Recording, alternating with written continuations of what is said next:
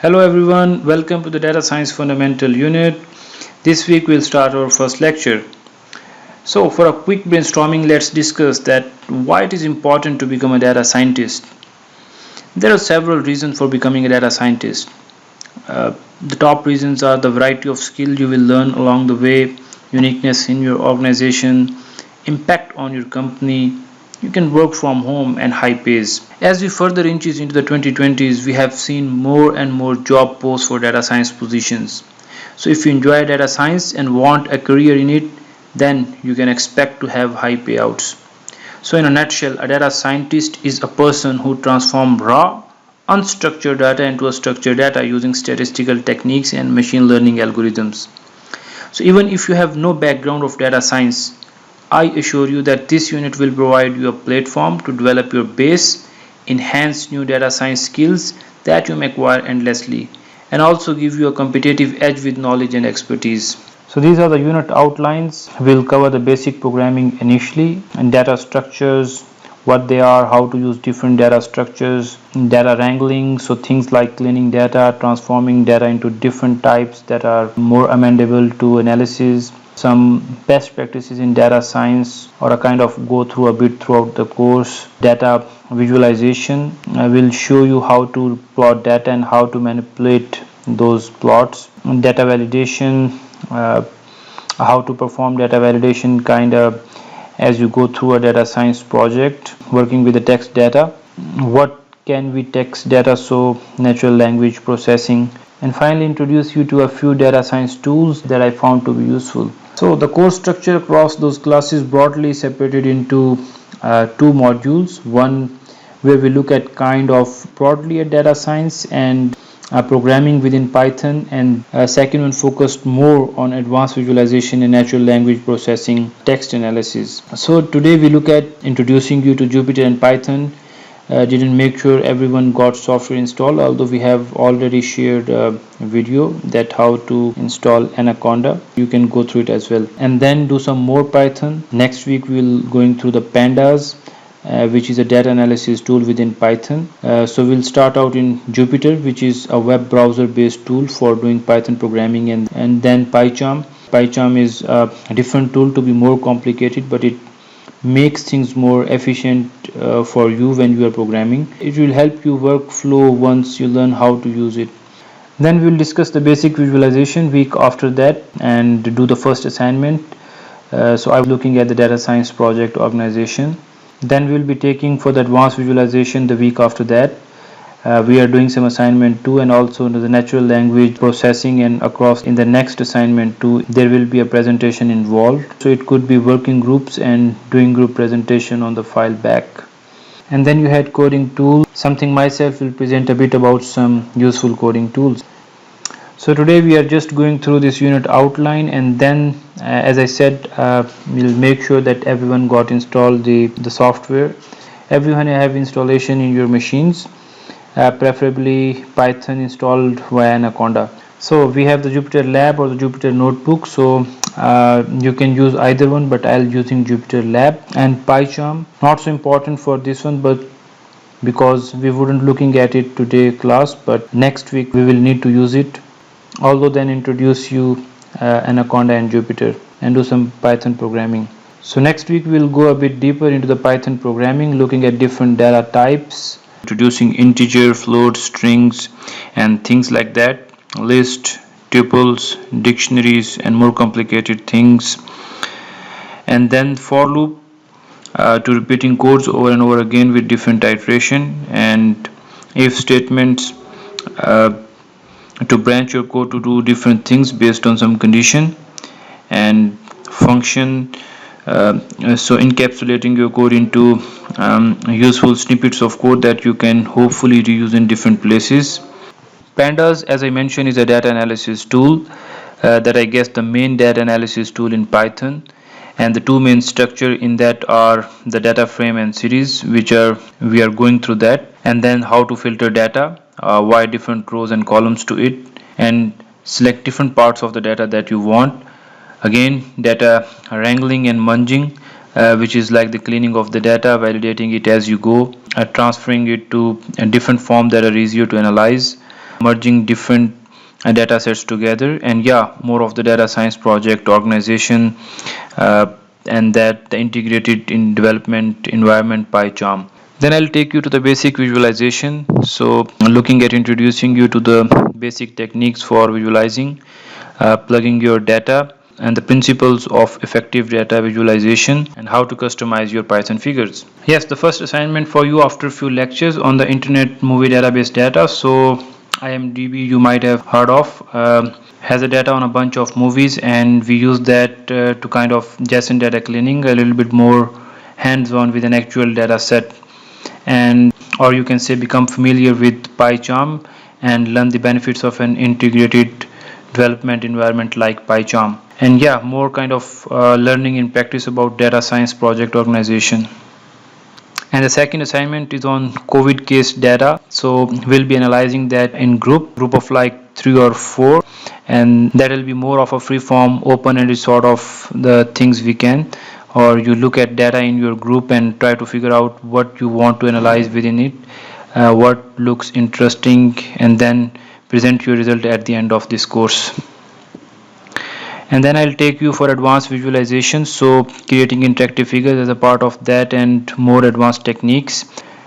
And the natural language processing, I'll take you for that, introducing you how to analyze large bodies of text. And we use the Natural Language Toolkit mostly, which is one of the main NLP tools in Python. Take you through tokenization, which is like breaking what is text up into their constituent parts, and in the frequency distribution of words, removing stop words, say things like that, like words don't help out much when analyzing, and word normalization, which is kind of breaking words down into the primary constituent parts, and hopefully look at regular expression if you have time, and bit more of Python strings. At the end, final lectures cover the group presentation, where it present their assignment 2, and then myself will discuss some tool that you might find helpful in your own work. Now the unities, as I mentioned, pretty hands-on. There is a lot of coding, mostly in interactive notebook, and yes, some free-form coding I mentioned mainly in the assignments, and the teaching will be workshop style, so we can focus on doing things. We can come around and help you out. I'll very much encourage questions, so that goes for running the class as well. So whenever you get a question, ask anything, shout out. You can ask the question in the comment section as well. Post question on the chat, so definitely very much encouraging questions throughout the course.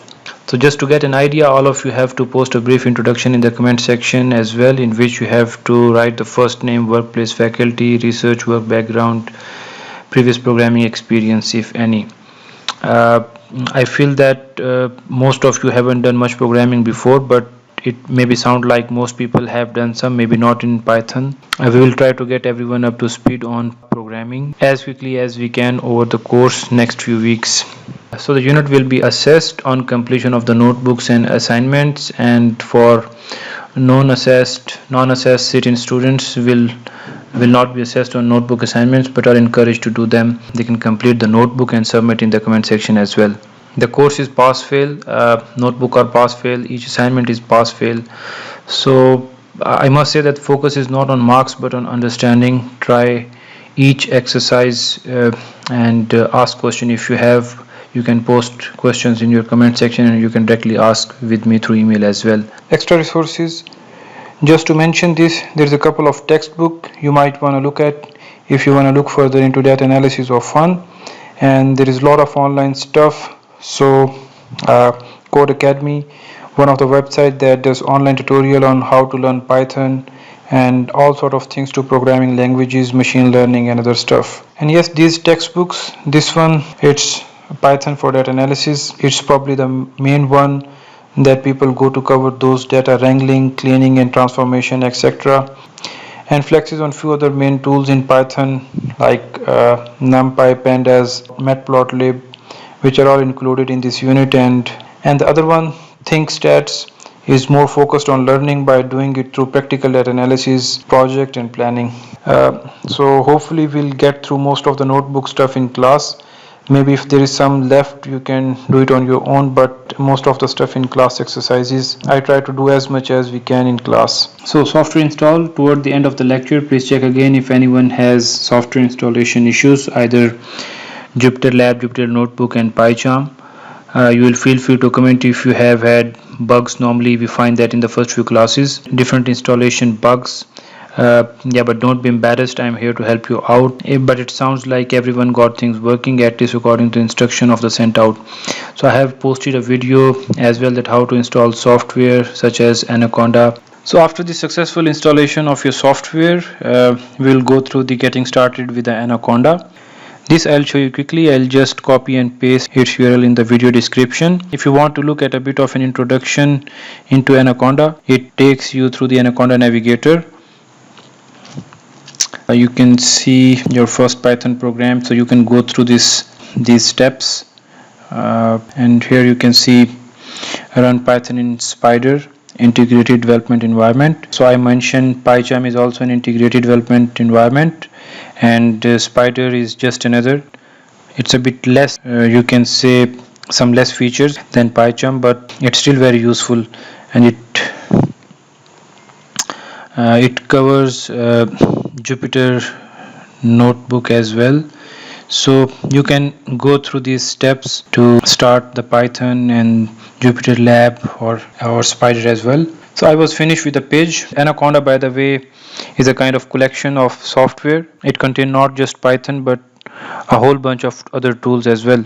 So when you open the Anaconda navigator, so if you go to your start menu and you can just type Anaconda, so you can see Anaconda navigator and Anaconda prompt. So in our previous video where you install the software, we have used the Anaconda prompt to open the Jupyter Lab and other sort of software. So now I'm going to open the Anaconda navigator. So I'll click it.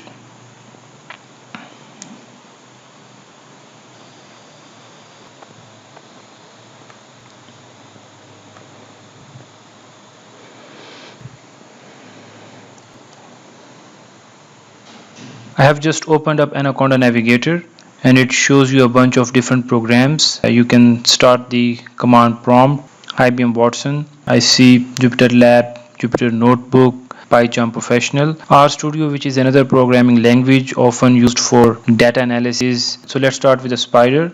So you have to click on the launch.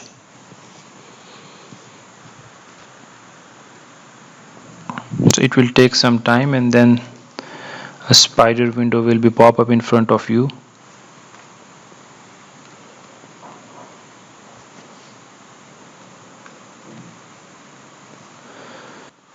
So here you can see on the left, this is where you will have your script of your code. On the right you have got the IPython terminal where you can kind of run code. You can just say a is equal to 1 and I just have to enter it, and you have created variable and then type a. I'll tell you that what the content of the variable is. So you can see that a is equal to 1, or you can print anything, so print that to the output. You can also, as mentioned, have a script on the left that you can run. So you can say a is equal to my name is whatever xxx, then you can type print a, and then b is equal to 3, print b. You can also create a data frame with this data. So this is a pandas thing. We'll come into this later next week. There is just to show you I could run this script. So I could run this code, and on the right you can see the output when I will run this script, or you can see just F5 and run the script. So once I run it, you can see the output in the IPython terminal. So this is just a kind of show you an integrated environment development. So you can go over the right, you can see the variable explorer. So on the top right pane you can see the variable and its type, which is string, and you can see its value as well, which you have assigned to a, and then b is integer, and the value assigned to b is 3. So you can see the df a variable. Its type is data frame, and its value you have assigned to A and B column names. So double click on start a data frame, so it will show you the data in the data frame. So we wouldn't be using Spider really, we'll be using PyCharm later, but this is just a kind of quickly show you something that already comes with a package within the Anaconda Navigator that can kind of have these multiple different editor and your console, and have a few more of the features. So that's why we call it an integrated development environment, where you can see the IPython console and the code script you are writing simultaneously, and you can see all of these here. So the Jupyter Lab and Jupyter Notebook, because that kind of work well for these classes. So this class format, the workshop style format, if we launch Jupyter Lab just to have a look at that, so you can see a new tab will be appeared in your default browser, and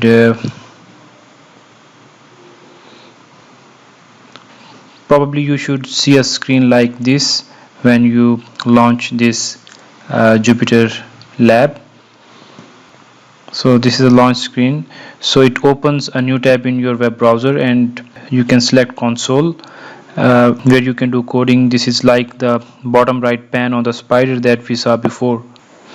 So you can assign any value to the variable. For instance, a is equal to 3. I will just press shift enter, and then if I want to check the variable value, I'll just again enter Control A. So the value assigned to A is 3. Rather than using the console, a lot of coding we'll be carrying out in the notebook. So I'll just open it, Python, and most of our coding will be executed here.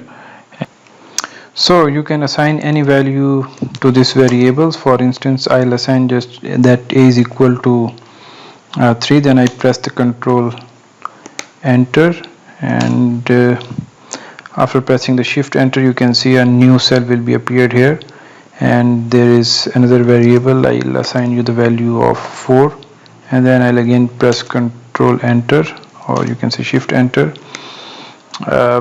Then I'll say that C is equal to both A plus B, and now I want to check that what would be the output of C. So I'll just click C here, and again I'll press shift enter. So C is equal to 7, because A is 3 plus, and B is 4, 3 plus 4 is 7, so the output would be 7. So that's it from today's lecture. We hope that in the upcoming lecture you will go through a lot of coding, and we will perform and complete our notebook as well. So thank you so much.